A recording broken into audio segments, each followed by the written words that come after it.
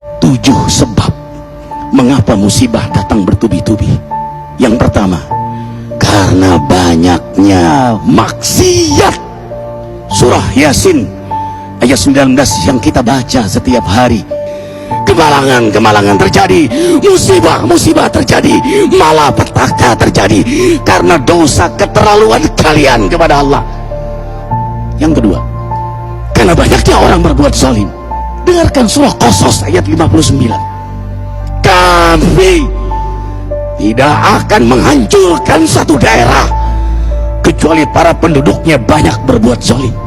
Anak durhaka pada orang tua, istri yang berani kepada suaminya, perampok, pembunuhan di mana-mana. Ini mengundang bala bencana. Yang ketiga, mengundang bala bencana karena kelakuan tangan-tangan manusia. Rum 41. Telah tampak kerusakan di daratan dan lautan karena tangan-tangan jahil manusia, agar mereka merasakan akibat perbuatan mereka. Sebagian mereka merasakan akibat perbuatan mereka, agar mereka kembali kepada Allah.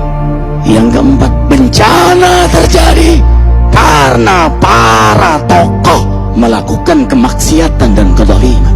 Dengarkan dengan iman, wahai penduduk Indonesia yang mulia, bila kami ingin menghancurkan suatu negeri, kami perintahkan para tokohnya untuk taat kepada Allah, tapi mereka maksiat, tapi mereka berbuat zalim, tapi mereka khianat kepadaku dan kepada makhlukku. Bahaqqa alaihil qaul, maka haklah untuk mereka datang bala bencana seperti kaum Ad, kaum Samud, kaum Lut, kaum Nuh. Kami hancurkan sehancur-hancurnya. Siapa tokoh itu? Para pemimpin kita yang sumpah Al-Quran di kepalanya, demi Allah tidak korupsi. Lalu korupsi. Siapa lagi? Hartawan, orang-orang kaya yang dengan harta berpoya-poya, sombong, maksiat dengan kekayaannya di tengah orang yang banyak menderita. Siapa lagi? Ulama yang menjual ayat-ayat Allah dengan murah. Subhanallah. Yang kelima, mengapa bala bencana terjadi?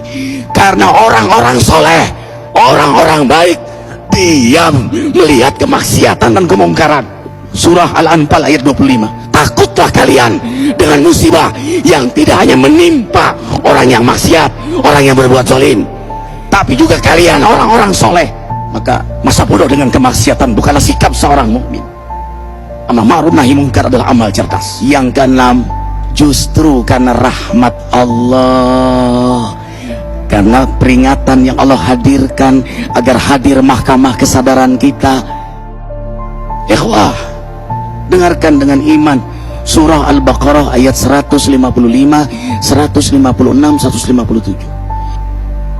Kami pasti uji kalian dengan sesuatu yang buat kalian takut lapar, takut miskin, takut kematian.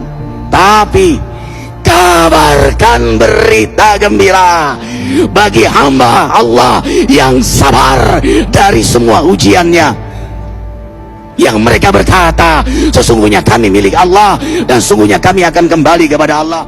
Yang terakhir, yang ketujuh, ada yang nanya, bagaimana yang maksiat yang selamat? Tenang-tenang saja. Yang berbuat zalim malah sukses.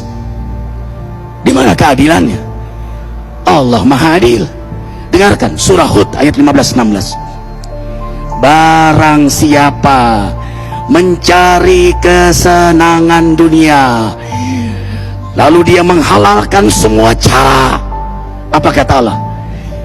Kami beri, tapi di akhirat tidak mendapatkan secuil pun kenikmatan, malah nikmat di dunianya menjadi bahan bakar azab untuk dirinya. Itulah istidrat.